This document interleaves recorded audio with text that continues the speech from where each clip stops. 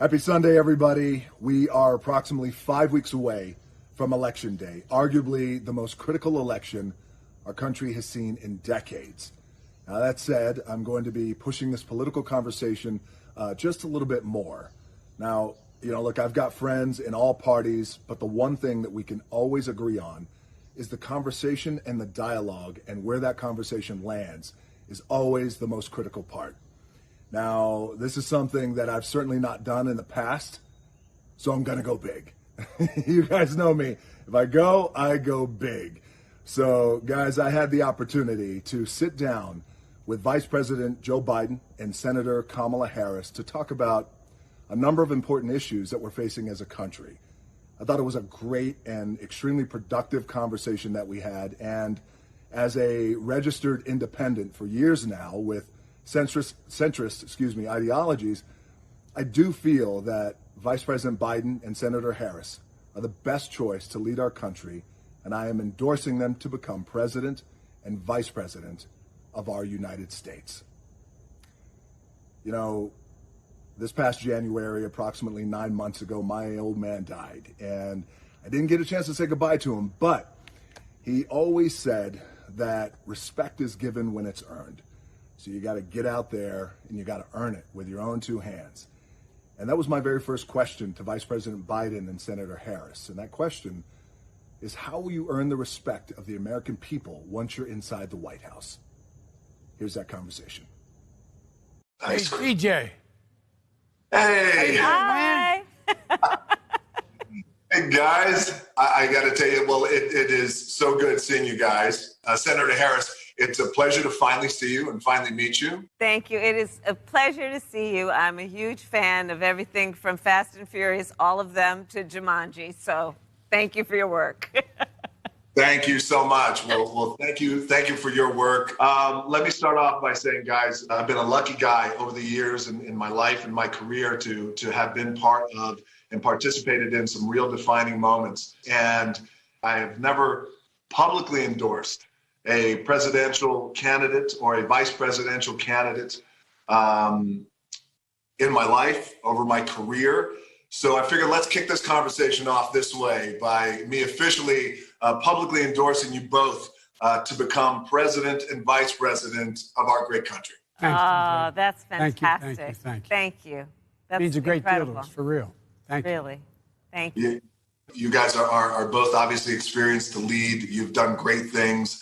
Joe, you've had such an incredible career. You've led, in my opinion, with great compassion and heart and drive, but also soul.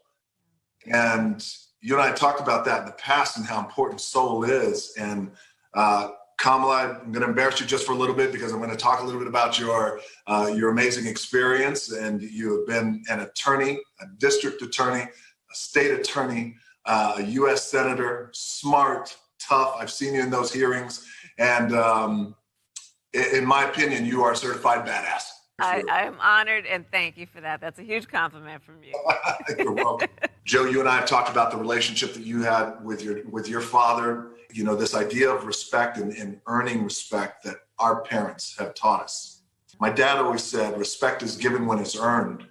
Question I had is, how will the both of you earn the respect of all the American people once you're in that White House?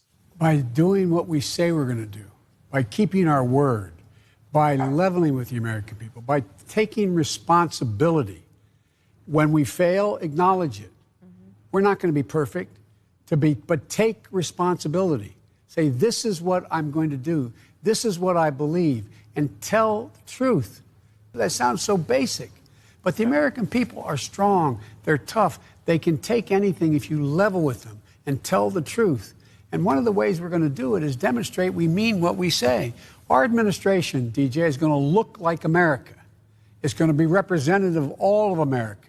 Absolutely. Kamala, how do you feel? How do we earn it? How do we earn it with our own two hands? Well, to your point, DJ, it's about trust, right? And as we know, the nature of trust is that, like Joe was saying, and you've said, it's a reciprocal relationship. You give and you receive trust. Yes. And one of the foundations of trust is truth. You must speak truth. But here's the reality.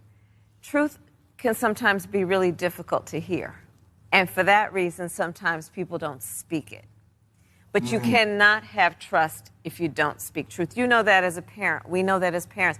You have to speak truth. And as long as there is an understanding that it is being spoken not to confront, not to hurt, but to deal with things the way they must be handled, I think that has to be part of the core of what we do as we go forward, because to your point, we're facing as a country so many challenges, and people are grieving. I mean, people are grieving the loss of life, the loss of jobs, the loss of certainty, the loss of normalcy. And to heal and get through this, we're going to have to be honest about what healing will require. Yes. And that's one of the things that Joe and I really do have in common, which is we're motivated by healing. But we know to do that, we have to be honest about what it's going to take.